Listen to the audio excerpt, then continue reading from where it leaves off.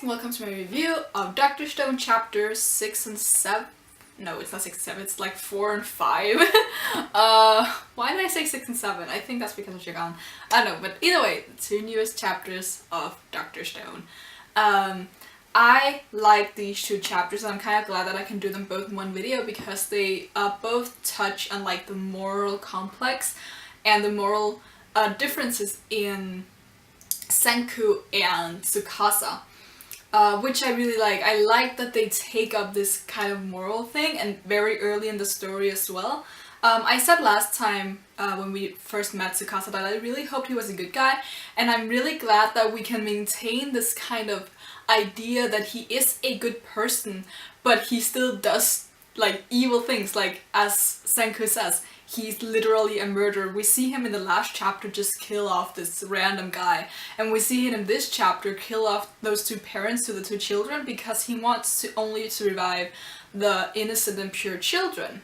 And the thing is, his idea is logical enough. Like, you have this world that is corrupt, like this is our world, and we can pretty much all agree that there are corrupt people in this world, and most of those corrupt people are adults. And yeah, I think basically, at least from Tsukasa's point of view, their world might be either it's the same as our world and he just sees it like the worst thing ever because he's kind of like a hippie, like wants to become one with nature and stuff like that, or their world might be a little bit worse than it actually is, I don't know. But I think it's safe to say that he didn't like the world that they originally came from, so of course it makes sense that he would want to change it. So if you just only revive the good people, then yeah, you change the world. And I get that. I can kind of get behind the idea, but I also, because it's not just let's just revive the children, it's also let's revive them and kill all the adults, because a compromise between Senku and Tsukasa could be, let's just revive all the like innocent people first, the innocent and pure first, and then go for the corrupted afterwards, because then that means that when you have all the innocent first, then they're like the majority and their voice will probably count more than the voice of the corrupted. Of course that also means that's kind of another world of inequality, because that means that not all people's voices are heard, but then I mean, it should be common knowledge that if you have one murderer and two people who haven't murdered anyone, then their voices should probably be a little bit more, they should be heard more because they are probably a little more sane. But yeah, I like the idea because the portrayal of both these characters is still, they are essentially good guys, but Tsukasa wants this pure world, and for that he's kind of ready to use whatever methods to get rid of the unpure, and Senku doesn't really care about that because he kind of likes the ruthlessness of the world they lived in. He likes the science, he likes the problems and stuff like that. So in that case, he's still like a good guy. He wants to save everyone, but he also doesn't care about the chaos that they might leave the world in. Because I don't think he's thought about the consequences and the fact that there should be an order to who they revive, because when you're so few people in the beginning, especially when all the people they revived so far are all children, if they revive like a super authoritative figure, like an adult authoritative figure, that person would want to take control of all the people like later on. So even if both Senku and Taiju are quite strong individuals who don't really follow people, except like Taiju follows Senku, but that's like a different prospect of his character. Other people might be more inclined to follow these authoritative figures.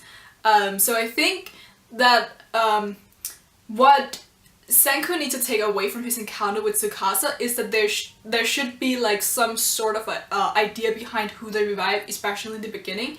Because so far they've just revived, like they revived Tsukasa to not die, and then they revived Yusuriha because she's their friend and Taiju loves her. But after that, like, who's then their next choice? It would make a lot of sense to start with scientists and people who have physical prowess, so that they can build stuff and they can create stuff, because scientists will help Senku like make more of the drug, the miracle water formula that revives people, because at this rate they've been reviving 4 people within 1 year. Like, that's way too slow. They won't be able to save 7 billion people like that. And they also, like, they're making a lot of things by hand, so it would make a lot of sense to have, like, engineers or people who can make, like, as I said in the last chapter, they need, like, iron and metal to make a lot of the things that modern society is built on. And when we get a lot of more people, it makes a lot of sense to have, like, electronic devices, and it makes sense to have infrastructure and transportation methods. So yeah, they have to revive society, and to do that they need people who are smart enough and or who are strong enough to be able to do all of this.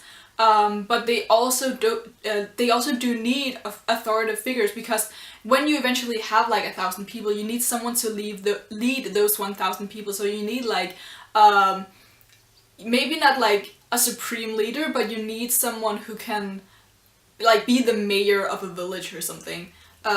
Because they need to be able to deal with, if there are any crimes, they need to deal with people like Tsukasa who just go around murdering people. They need some kind of system. They can't just live in a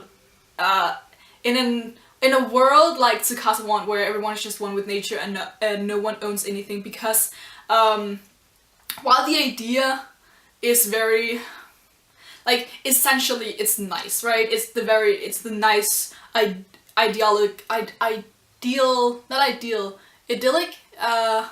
don't know what the word is in English. I know what it is in Danish, but it's kind of like, yeah, that kind of world. But because every single person knows of the modern world, they would want that to be what they came back to.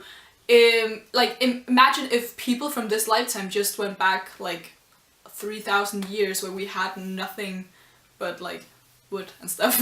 I mean, yeah, because people are used to living in that kind of universe, so if you just like, yeah, they need order is what I'm trying to say. And I'm glad that they're taking up these stuff like moral things, and in the last chapter we had as well, where they had, they made the things from like the seashells, like you need soap, and we need whatever else they made, because they had a lot of essential things that they needed. So of course, that's another thing they need. Like, they need doctors, because as Senku said, if you get ill here, you pretty much die, because we can't cure you. Like, that's just inevitable. If you get ill, you die. I mean, you could probably get a cold, and that would probably be it, but like, imagine if you got, oh my god, I don't know any illnesses in English, but imagine if you got something worse than that, like, not a chronic illness, but like, things you could usually take pills or medicine for, but because they can't make that medicine, I mean, that's too bad. And they probably, like, there's a big chance they won't even be able to tell what's wrong with you if you're just like coughing all the time. So yeah, because while Senku is pretty smart, he doesn't have all the technology that they do in modern day. So yeah, I really like this, because it's a good mix of the scientific stuff, which I'm really into, and then also like the moral complexes, which I'm also really into.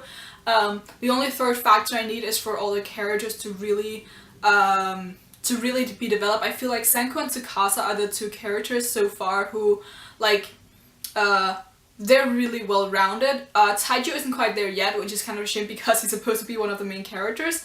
Like, he has the typical shonen quirks, but because he doesn't really have much other than that, he seems a little flat. I need him to be like a little bit more, especially because unlike like if we take like the main shonen protagonist like Naruto, Luffy, what else do I know? Because I'm not really into like Dragon Ball or Bleach. But like characters like that, you could also take from Haikyuu, like from Haikyuu. I meant sports, so you have like Kuroko, Hinata, and other characters like that. Like, they all have very specific character traits. So most of them, maybe with the exception of Kuroko, they have like the main base of a shonen protagonist, but they all have like, they have their own kind of smartness about them, and we haven't really seen where Taiju's intelligence lies yet. Like, he seems to be very empathetic, and he seems to be very kind-hearted and strong-willed and a little bit simple-minded and straightforward, but those are all pretty much standard shonen protagonist characteristics, where when you have characters like Naruto and Luffy, it's easy to, like, they easily fit into the shonen protagonist stereotype, but they also have so much beyond that, which is why I like both those characters. While Taiju, like, it's still in the beginning of the series, that's why I'm pointing it out now, and I'm not really complaining. I just want to see more of him. And another reason that I'm pointing out is because I'm really scared of Yasudiri's role. If she ends up just being the damsel and just being safe because Taiju likes her, I mean, I'm gonna be really so disappointed, because they do need people who have talents in different areas, and I really doubt that she'll be that, but if she does end up like that, I'll be really disappointed in the series, because it's a great opportunity when you have only four people so far revived and one of them is a fucking murderer. It's great to have 3 characters who all specialize in their own thing, and they contribute something that only they can contribute, and it's not only like, I don't want her to be like the stereotypical female, so oh my gosh, she improves their cooking and they have better meals, or she keeps things clean. Like, I don't want that. I want something that only she would be able to do, and something that's like really valuable. I think that might be it for these chapter reviews. I really enjoyed this series so far, despite the little complaint-ish thing I did here in the end. Again, it's not really a complaint, I just hope to see more of the characteristics of Taiju, and now with Yasudiri revived, her as well.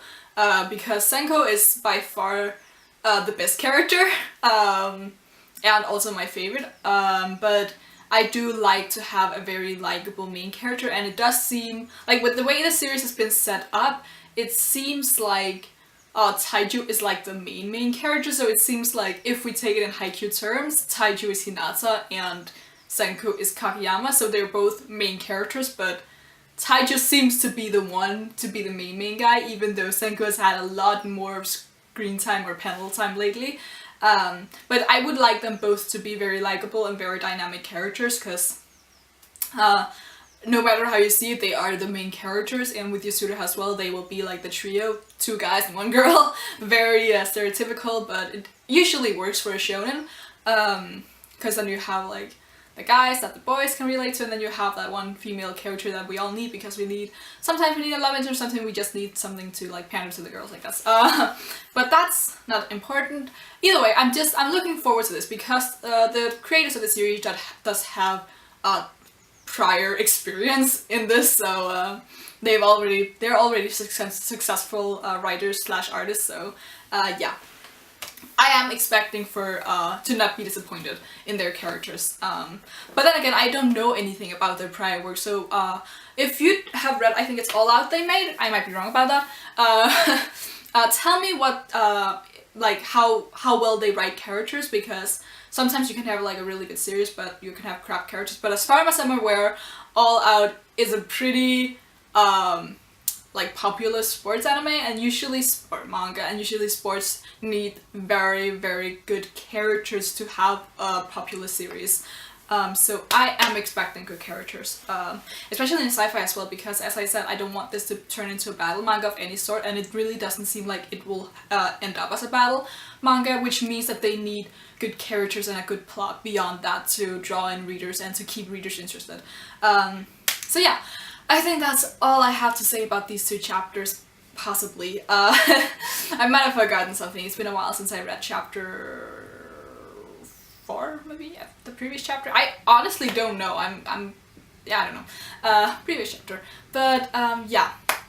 You can leave a thumbs up on the video if you like anything that I had to say. Leave in the comments below what you thought of these 2 chapters, and you can subscribe if you want to see more. And until next time, bye!